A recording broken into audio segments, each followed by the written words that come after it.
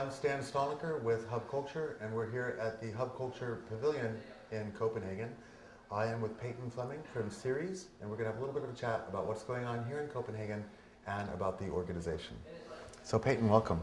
It's great to be here. Yeah, we're very excited to have you here, and we know that there's been a lot of activity and action here in Copenhagen around COP15 and the climate conference. Can you tell us a little bit about what CERES is doing here and a little bit about the organization? Yep, CERES is a nonprofit group based in Boston. We work with some of the largest companies and investors in the world to get them to see the business impacts of issues like climate change and to be responsive to those issues.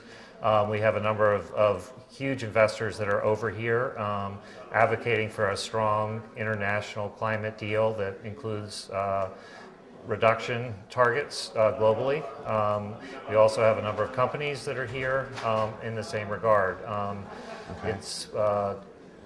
We're feeling that it's not getting out publicly just how many companies and investors are here and being heard. They really want a strong deal that sets the global economy on a much cleaner path. And are the companies that are members of CERES mostly U.S. companies, or is it a global network of companies that have formed this? Well, first we work with, we have started a group called the Investor Network on Climate Risk, which includes 80 plus institutional investors in the U.S., Europe, and elsewhere, including Deutsche Bank, many of the largest pension funds in the United States. These investors are all pushing for a strong global deal and have said so quite publicly in recent months.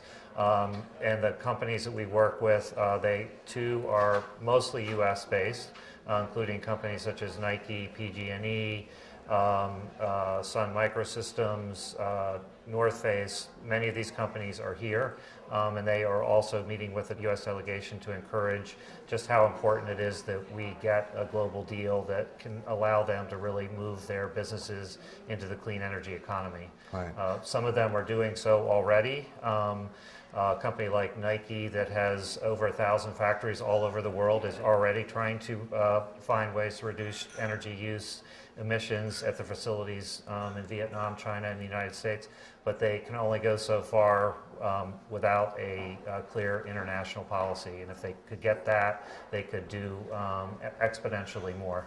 For these member companies and the companies that you're representing here for CERES, are they looking for ways to mitigate risk, or are they looking actually for this kind of much touted green shoots and kind of new opportunity for the green economy as a way to grow their businesses, or is it both? I think it's a combination of both. I think a lot of the utility companies, such as Pacific Gas and Electric in California, clearly see the benefits of making their energy mix a much lower carbon mix. They don't have any coal-fired power plants in their overall energy mix right now, and so it makes them very different from a lot of other utility It's very companies. different from a lot of other utilities that are much more coal intensive. So there are companies that see risks from having too much coal in their portfolio and are already moving to clean their portfolio. Same with a company like Nike. They think that reducing their emissions now will position them better for the years ahead when energy use will have a higher premium.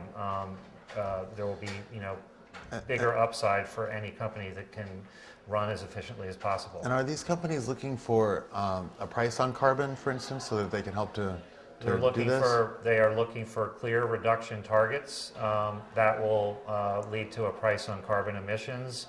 And when there's a price on carbon emissions, anything that is clean will look more attractive.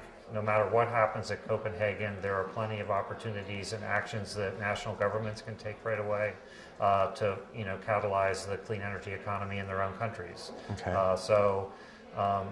Copenhagen isn't the entire pie. Right. Okay. There are plenty of things that can happen after Copenhagen that will further us down this path towards a clean energy economy. Great. Okay. Peyton, thank you so much for your time. It's been a very interesting couple weeks here in Copenhagen, and you can check hubculture.com for more interviews with global leaders and climate leaders here at the Hub Culture Copenhagen Pavilion. Thanks. Thank you.